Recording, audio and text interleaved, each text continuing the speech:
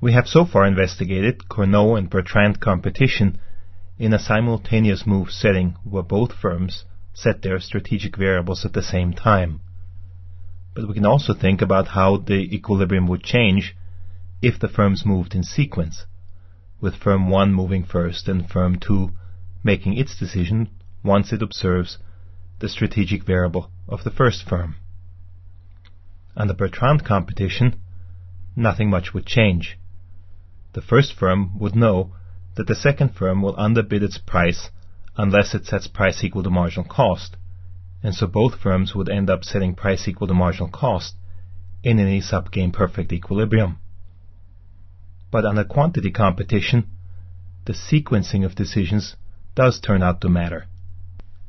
Quantity competition, with one firm moving first, followed by the second firm, is known as Stackelberg competition, and the first firm that moves is called the Stackelberg leader, while the second firm is called the Stackelberg follower.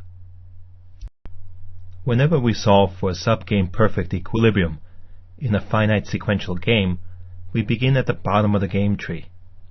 In our case, firm 2, the Stackelberg follower, sits at the bottom of our game tree and makes its quantity decision after observing firm 1's quantity decision.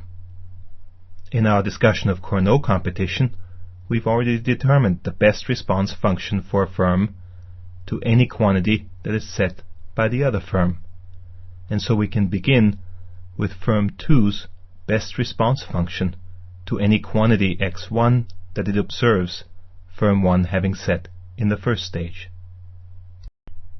In the lower panel, we begin with the market demand curve D and the marginal cost curve that's assumed to be constant for both firms.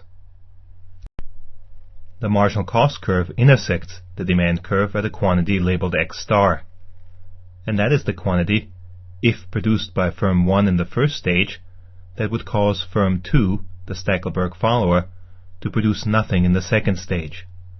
After all, if x star is produced, price is already equal to marginal cost, and any additional amount that would be produced would drive price below marginal cost.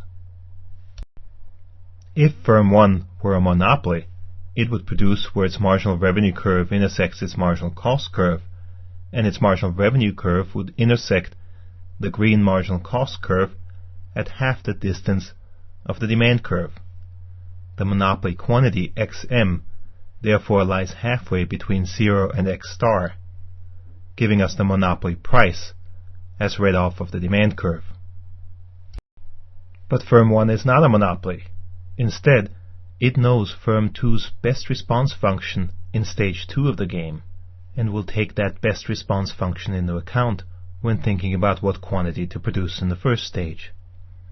It begins with the market demand curve, and then subtracts from that market demand curve the amount produced by firm 2 as a response to any quantity produced by firm 1. Beyond x star, firm 2 would produce nothing, and therefore the demand curve for firm 1 beyond x star is the market demand curve. But for quantities lower than x star, firm 2 will produce in the second stage, giving the residual demand curve that's drawn here. That residual demand curve intersects the vertical axis at the monopoly price, because if firm 1 produces nothing, firm 2 will produce the monopoly quantity, resulting in that monopoly price. As with any linear demand curve, the residual marginal revenue curve from the blue demand curve has the same intercept as the demand curve, but twice the slope. It also has another component that extends below marginal cost, but there is no need for us to draw that here, because the firm will not produce below marginal cost. Since the marginal revenue curve derived from the residual demand curve has twice the slope, it will intersect the marginal cost curve at half the distance, and half the distance of x star is the monopoly quantity xm. Firm 1, the Stackelberg leader, will therefore produce where the residual marginal revenue curve intersects its marginal cost curve at the quantity xm. Firm 2, the Stackelberg follower, then takes that quantity as given once it's observed in stage 2 and best responds according to its best response function. Its best response is then to produce half of the monopoly quantity. Together, the Stackelberg leader and the Stackelberg follower will then produce 1.5 times the monopoly quantity. This is more than would be produced under simultaneous move Cournot competition, as you can see easily in graph 25.3, panel C. In a sequential quantity setting game, the Stackelberg leader therefore has a first mover advantage and will end up making twice the profit that the Stackelberg follower makes. The reason for this first mover advantage for the Stackelberg leader is that as the leader, firm 1 can commit to a quantity that it would not be able to commit to if the two firms set their quantities simultaneously. You can see this easily by simply looking at the best response function for a firm in the Cournot game. If firm 1 were to say that it will produce the monopoly quantity, firm 2's best response would be to produce half the monopoly quantity. But if firm 2 is going to produce half the monopoly quantity, it is not a best response in a simultaneous move game for firm 1 to produce the monopoly quantity.